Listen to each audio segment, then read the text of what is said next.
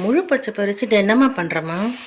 மச்சான் காய் எதுவுமே இல்லைம்மா, அதனால் பச்சை பயிறு ஊற வச்சு ஒரு வறுவல் செய்யலான்னுங்கிறேன். இது 1/4 கிலோம்மா. இது பச்சை பயிறு 1 கிளாஸ் பச்சரிசிம்மா. இந்த கிளாஸில் 3 கிளாஸ் பச்சை பயிறுமா, அதே ஒரு கிளாஸில் 1 கிளாஸ் பச்சரிசி போடணும். தண்ணி ஊற்றி ஊற வைக்கணும்மா. ஒரு 5 மணி நேரம் ஊறட்டும்மா.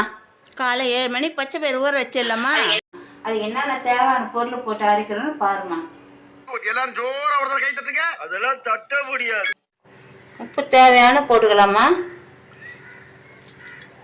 காரம் வேணுமானா எக்ஸ்ட்ரா காஞ்சி மிளகா போட்டு அரைச்சி எடுத்துக்கலாமா. நீங்கள் பூண்டு பல்லு 3 போடுறோமா. சோம்பு 1 ஸ்பூனு. ரொம்ப தண்ணி ஊற்றக்கூடாதுமா, கொஞ்சமாக தண்ணி ஊற்றி கொஞ்சம் குறவாக கட்டியாக அரைச்சி எடுக்கணும். இந்த மதமாக அரைச்சி எடுக்கணும். இட்லி தட்டில் எண்ணெய் ஊற்றணுமா.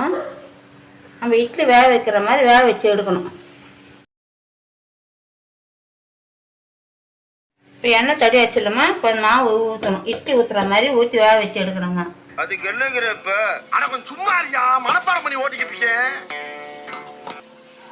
இந்த மதமாக ஊற்றணும். ஆவியில் வேக வச்சு எடுக்கணும்.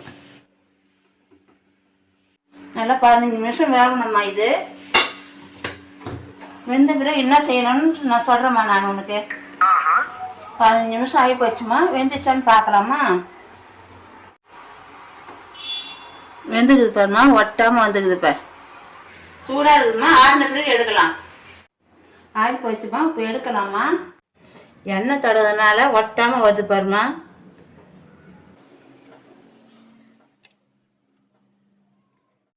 கல்ல எடுத்தாச்சுமா. சின்ன சின்ன பீஸாக கட் பண்ணலாம். ஏம்மா சின்ன சின்ன பீஸாக தான் கட் பண்ணுவான், பெரிய பீஸாக கட் பண்ணக்கூடாதா?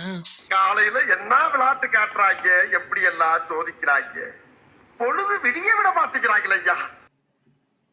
இந்த மாதிரி தான் கட் பண்ணணும். இந்த மாதிரி தான் எல்லாமே கட் பண்ணி வச்சுக்கணும். இப்போ தாளிக்கணுமா.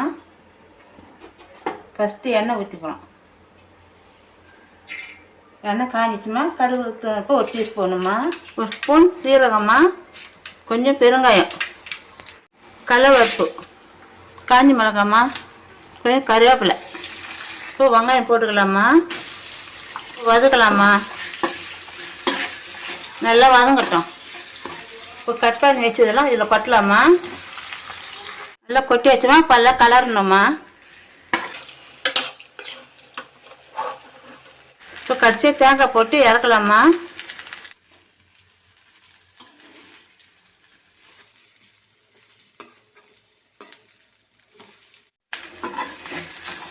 ரெடி ஆயிடுச்சுமா.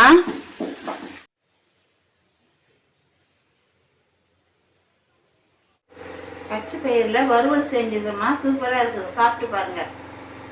நீங்களும் செஞ்சு பாருங்கள். நீங்கள் எங்கள் சேனலை சப்ஸ்கிரைப் பண்ணுங்கள்.